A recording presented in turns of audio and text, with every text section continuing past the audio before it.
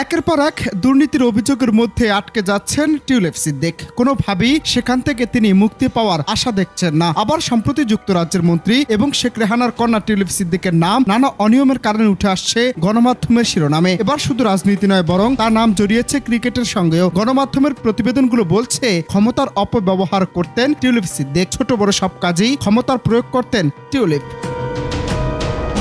যুক্তরাজ্য ভিত্তিক সংবাদ মাধ্যম দ্য টেলিগ্রাফ জানিয়েছে 2019 সালে ইংল্যান্ডে অনুষ্ঠিত ওয়ানডে বিশ্বকাপের দুটি ম্যাচে টিউলিপ এবং তার ভাই বোনেরা ফ্রি টিকিটে খেলা দেখছেন বলে অভিযোগ উঠেছে। ওই ম্যাচগুলো ছিল বাংলাদেশ বনাম নিউজিল্যান্ড এবং বাংলাদেশ বনাম পাকিস্তান। অভিযোগে আরো বলা হয়েছে এই ম্যাচগুলোতে টিউলিপের সঙ্গে উপস্থিত ছিলেন আওয়ামী লীগের সাবেক সংসদ সদস্য, বাংলাদেশ ফুটবল ফেডারেশনের সাবেক সহ সভাপতি কাজী নাবিল আহমেদ।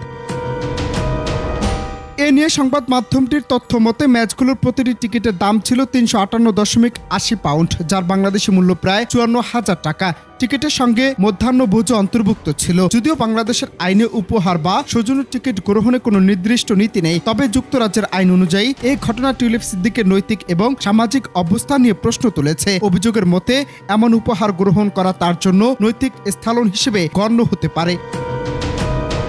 অন্যদিকে লন্ডনে বিনামূল্যে ফ্ল্যাট পাওয়া এবং বাংলাদেশের রূপপুর পারমাণবিক বিদ্যুৎ প্রকল্পে দুর্নীতির অভিযোগ মাথায় নিয়ে ব্যাপক চাপে রয়েছেন যুক্তরাজ্যের ক্ষমতাসীন লেবার পার্টির এমপি ও সিটি মিনিস্টার টিউলিপ সিদ্দিক। তার খালা বাংলাদেশের সাবেক প্রধানমন্ত্রী ক্ষমতাচ্যুত শেখ হাসিনার এক ঘনিষ্ঠজনের কাছ থেকে লন্ডনের ওই ফ্ল্যাটটি উপহার পেয়েছিলেন টিউলিপ। এরই মধ্যে টিউলিপের বিরুদ্ধে তদন্তের সিদ্ধান্ত হয়েছে। এছাড়া নিজেও তদন্তের আহ্বান জানিয়েছেন তিনি। ইতিমধ্যে তার স্থলে মিনিস্টার পদে কাকে দায়িত্ব দেওয়া যায় সেজন্য সম্ভাব্য কয়েকজন প্রার্থীর নাম বিবেচনা করছে দেশটির প্রধানমন্ত্রী দপ্তর 10 নম্বর ডাউনিং স্ট্রিট।